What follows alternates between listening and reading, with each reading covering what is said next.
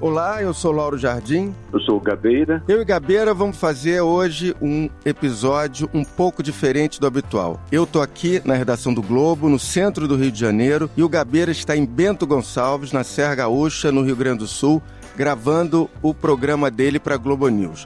O que não muda é o motivo pelo qual a gente está aqui todas as terças-feiras. A gente vai bater um papo sobre os assuntos quentes da semana. A ideia é a gente analisar, destrinchar, opinar, dar os bastidores de temas que vão da política nacional à política internacional, meio ambiente, sociedade, economia e outras coisas.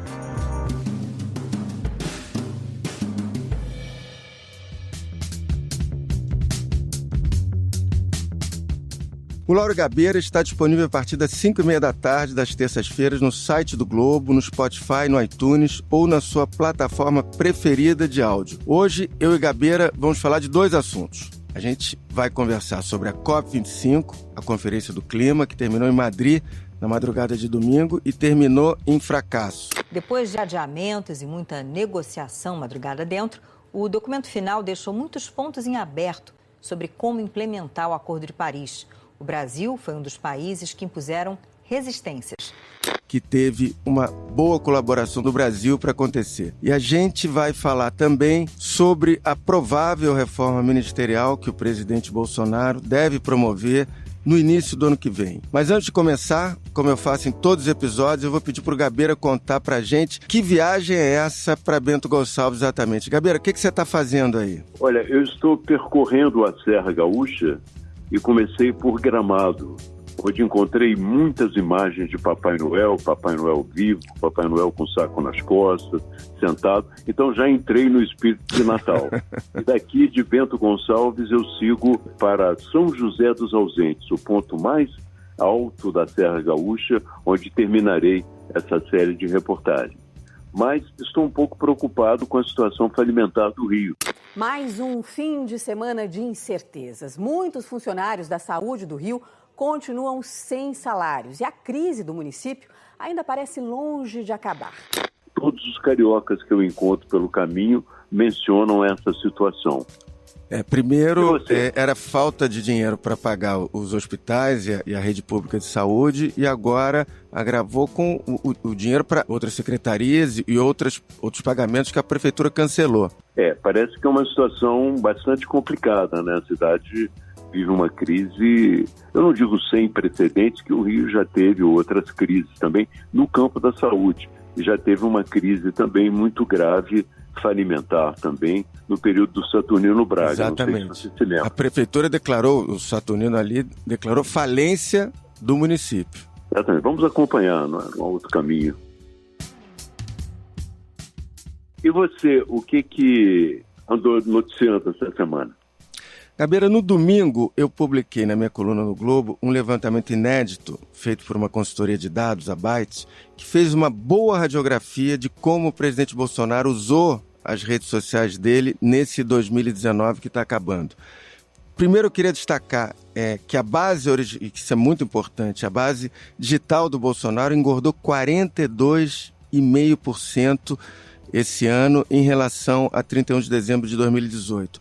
Ele hoje tem 32.700.000 seguidores no Facebook, Twitter, YouTube e Instagram. Nesse ano, ele ganhou 9,7 milhões de fãs. É uma coisa impressionante. A outra coisa que impressiona e surpreende, na verdade, é que apesar do barulho que os posts dele na área de comportamento, que os costumes costumam fazer, e o Golden Shower é talvez o exemplo mais eloquente. O bloco desfilou na segunda-feira no centro de São Paulo. O vídeo foi postado pelo presidente ontem. Um homem faz um gesto pornográfico e outro urina nele. O Bolsonaro, ele usou as redes sociais no primeiro ano de governo para falar preferencialmente, nessa ordem, segundo a pesquisa, de economia, 35%, um pouco mais de um terço dos posts foram sobre economia, sobre segurança, 11%, sobre as viagens internacionais dele e as oportunidades de negócio no exterior, 9%. Quer dizer, só aí você já tem bem mais do que a maioria dos posts dele sobre esses assuntos importantes, embora os outros façam mais barulho. Só para concluir, fica claro que o Bolsonaro ele está comandando o show e a narrativa nas redes, quer dizer, com inegável eficiência sob o ponto de vista dele, porque ele tem essa máquina poderosa que ele montou ainda na campanha eleitoral e, pelo menos por enquanto, ele está anos-luz à frente do PT ou de qualquer outro partido de oposição que não tem nem como, não dá nem para saída o que eles montaram para um confronto digital com o Bolsonaro. Bom, sem dúvida, né? Eu sinto essa presença forte e nós que escrevemos, por exemplo, eu escrevo artigos, os artigos em que eu critico o Bolsonaro provocam uma reação bastante forte dos leitores, de grande parte dos leitores, eles contestam, reclamam, às vezes até ficam bravos. A gente sente essa presença muito forte nas redes sociais. Gabeira, agora é hora de tentar explicar o que aconteceu nessa COP25 ocorrida em Madrid. Começa você, vamos lá. Olha, eu acho que a COP, tanto para os ambientalistas como para o próprio secretário-geral da ONU, foi uma frustração. Ela não teve a audácia e a possibilidade de encaminhar soluções como pensavam todas as pessoas que participaram dela. Eu fico muito preocupado com isso porque essas reuniões de COP reúnem muita gente, causam grandes expectativas, promovem muitos gastos também em passagem, hospedagem. Sim. E é uma pena que elas não consigam o resultado esperado. A posição do Brasil, que é um dos temas mais discutidos hoje, é realmente muito diferente da posição do Brasil no passado. Tanto que o stand brasileiro era um stand que falava da parceria do governo com os produtores rurais. O produtor rural é um parceiro do governo, o que significa uma mudança na inflexão do próprio governo. E nas decisões também, o Brasil ficou um pouco diferente do Brasil, que, de uma certa maneira, assumiu um papel, eu não digo de liderança, mas um papel importante no processo. Principalmente pelo fato do ministro do Meio Ambiente brasileiro ter insistido na questão do dinheiro, do mercado de carbono, que os europeus teriam que passar para os países que promovessem, de uma certa maneira, uma política ambiental correta. Mas o principal ponto de interesse do Brasil era outro: as regras para um mercado de carbono. É um sistema em que os maiores poluidores devem poder compensar suas emissões com a compra de crédito de gás carbônico de quem supera suas metas. Mas a verdade é que ele queria que esse dinheiro, de uma certa maneira, fosse encaminhado sem assumir os compromissos que os europeus queriam que ele assumisse a respeito do desmatamento. E, Gabeira, então aí houve Deixa eu só te interromper. É o mesmo ministro, o mesmo governo, que no primeiro semestre paralisou o Fundo da Amazônia, pelo qual a Noruega e a Alemanha aportavam dinheiro para enfrentar a questão do desmatamento, quer dizer, pelo menos para estimular que a floresta permaneça de pé. Que foi criado há 11 anos para custear preservação, monitoramento e combate ao desmatamento.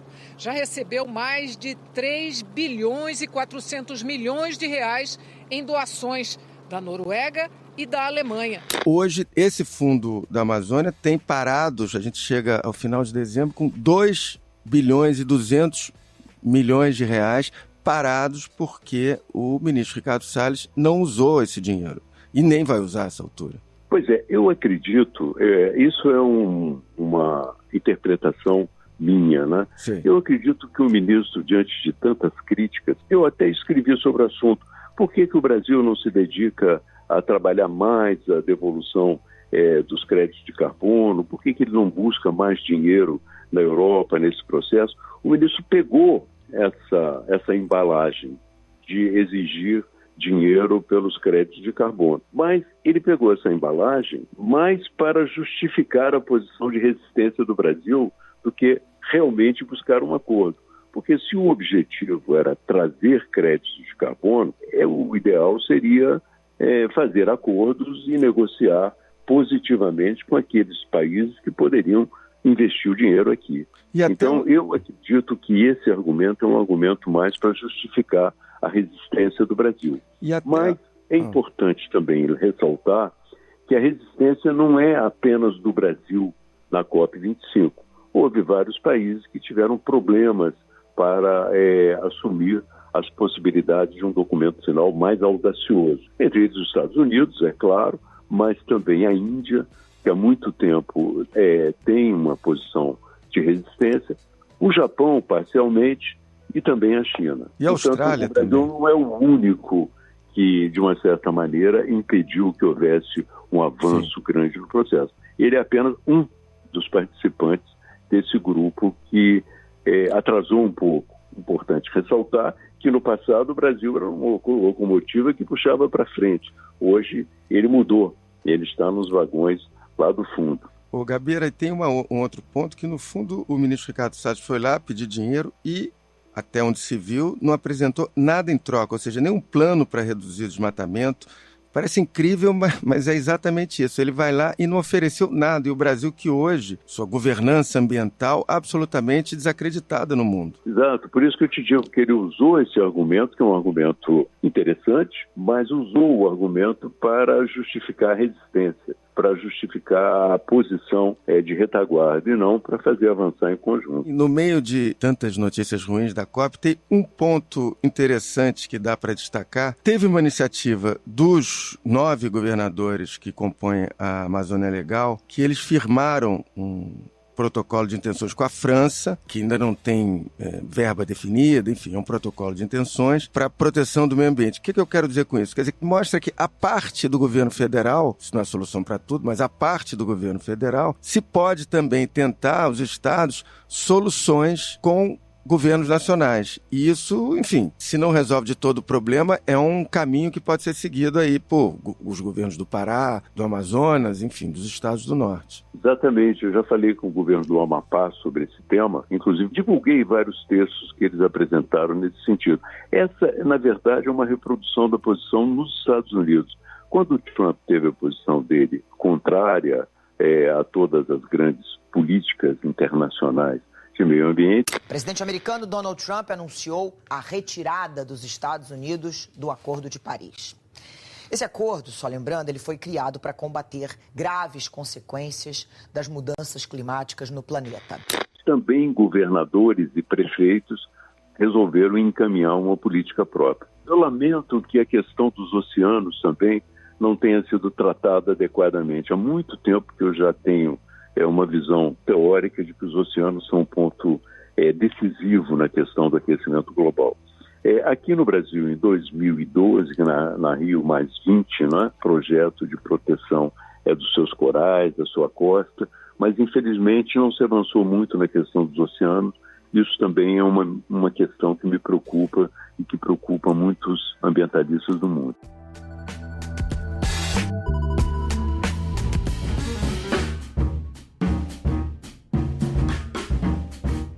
Vamos passar agora para o nosso segundo assunto de hoje, que é a reforma ministerial, que é algo previsto aí para acontecer no primeiro trimestre. O Bolsonaro, só para a gente lembrar aqui, ele já trocou 3 ministros nesse primeiro ano de governo. Foram 3 ministros que caíram: Gustavo Bebiano, da Secretaria-Geral da Presidência, em fevereiro, o Ricardo Vélez, em abril, ministro da Educação, e o general Santos Cruz, foi o último a cair em junho, da Secretaria de Governo. Agora a faca está no pescoço do chefe da Casa Civil, Onyx Lorenzoni, do ministro da Educação, Abraham Weintraub, e do ministro das Minas e Energia, Bento de Albuquerque.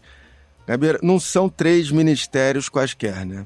Não são. O que nós sabemos é que existem alguns ministros que são, como dizia o Magri no passado, imexíveis no momento, né? Isso. O Moro, o Paulo Guedes e o Tarcísio de Freitas, que é o ministro de Infraestrutura. Esse está saindo muito bem, é com uma quase unanimidade, e os outros também são muito bem conceituados. Sim. Agora, eu temo um pouco falar de reforma ministerial no governo Bolsonaro, ou até mencionar muito esse tema, porque pelo que eu conheço do temperamento dele, se falar muito da reforma ministerial necessária, em alguns casos, é capaz até dele não fazer.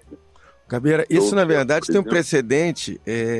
Quando, pouco antes do ministro Vélez ser demitido da Educação, talvez um mês antes, a jornalista Eliane Cantanhede, ela deu essa informação na Globo News em determinado momento.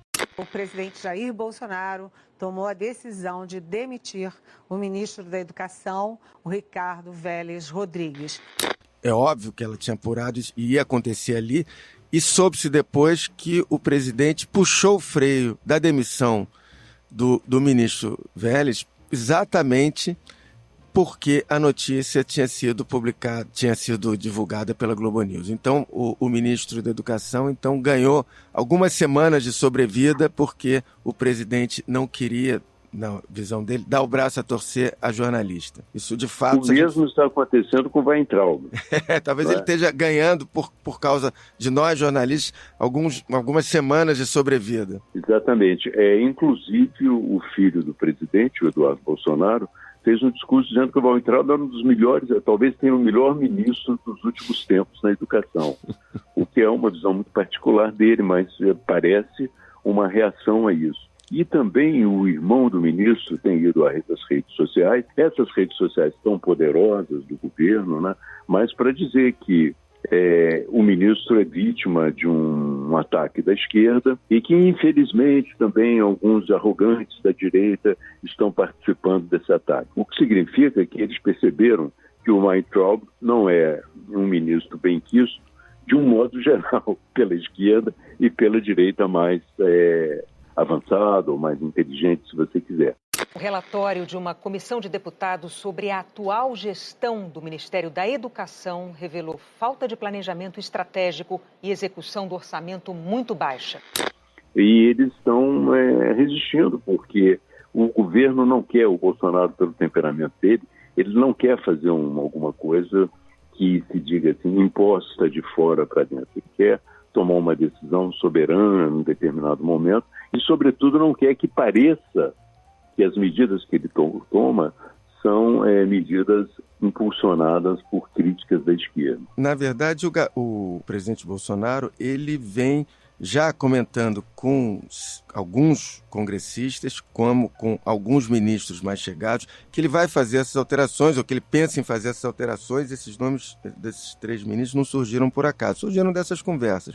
Agora, comparando essas prováveis 3 mexidas que o presidente vai fazer no Ministério, ela é muito mais parecida com a que ele fez ao demitir Vélez da Educação, ou seja, por desempenho, do que as demissões que aconteceram com o ministro Bebiano e com o ex-ministro Santos Cruz, que caíram porque o presidente passou a não confiar mais neles. No caso, né, do Onix, o que aconteceu? Vou passar em breve aqui, passada dos 3 ministros que podem ser substituídos.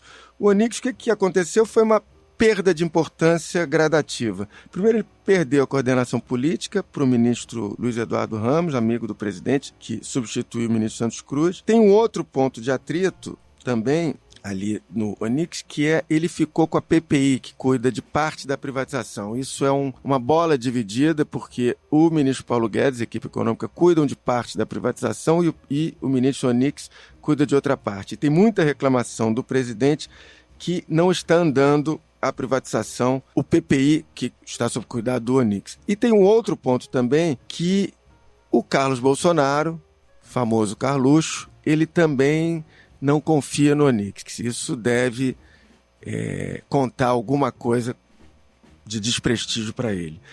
O caso do ministro Bento, ele tem 2 problemas, que é um no âmbito mais econômico e o outro no âmbito político. Na seara econômica, conta contra ele o fracasso do leilão do pré-sal. Grandes multinacionais do petróleo não manifestaram interesse nos blocos do pré-sal. 14 das 17 empresas habilitadas não fizeram propostas. O leilão ficou abaixo das expectativas.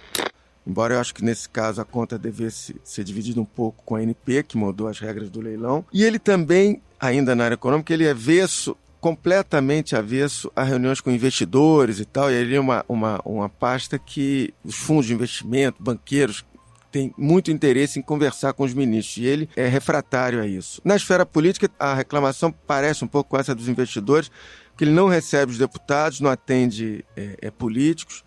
Nesse caso, cheira até estranho, porque o próprio presidente da República, embora não estimule não conversar com políticos, os políticos querem ali, quando vão ao Ministério das Minas e Energia, são cargos e postos, etc. Né? Bom, finalmente falar um pouco aqui do ministro da Educação.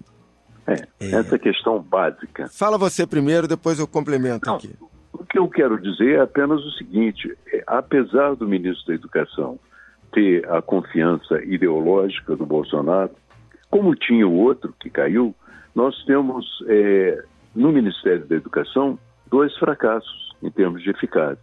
E isso é muito grave, porque existe um consenso nacional de que a educação é o tema principal, que nós temos que avançar por aí, inclusive suprimir um pouco os grandes conflitos e tentar fazer crescer o trabalho na educação. Portanto, eu acho que é um tema delicadíssimo, porque até agora ele não acertou.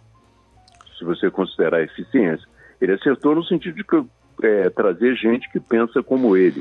O ministro da Educação, Abraham Weintraub, criticou nas redes sociais, de forma generalizada, os reitores das universidades federais ao falar de tolerância e pluralidade. Para quem conhece universidades federais, perguntar sobre tolerância ou pluralidade aos reitores ditos de esquerda faz tanto sentido quanto pedir sugestões sobre doces a diabéticos. Entende? Que tem uma visão ideológica como a dele. Mas a questão do Ministério da Educação não é, como eles pensam, apenas uma batalha cultural. A questão do Ministério da Educação é eficácia e capacidade de trabalho, conhecimento do Brasil para fazer andar a coisa. Ele chegou a dizer em entrevistas e para várias pessoas que ele precisava, assim que ele assumiu no MEC, precisava destruir o que estava ali para construir e botar alguma coisa no lugar. Sem explicar de onde vêm os dados, ele comparou o custo de um universitário, R$30 mil anuais, com o de uma vaga em creche, R$3 mil.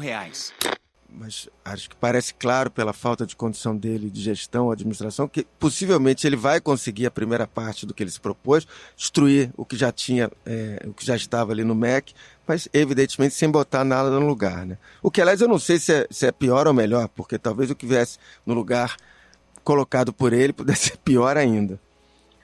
O problema é que nós não podemos ficar sem uma política de educação eficaz, né? O caso brasileiro é dramático. Se nós não tivermos uma mudança nesse campo, rumo a uma capacidade maior, nós estaremos condenados ao fracasso.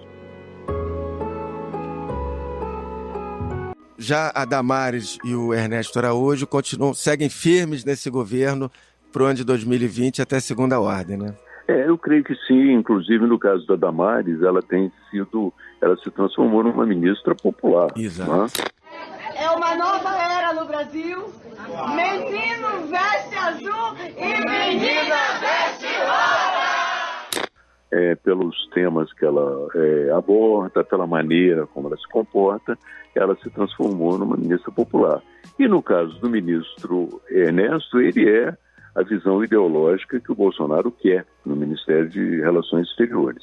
Exato. Agora, não tem conseguido fazer tudo o que gostaria também, porque a política externa de um país, ela não pode ser uma política pura e simplesmente decorrente da visão ideológica de um grupo.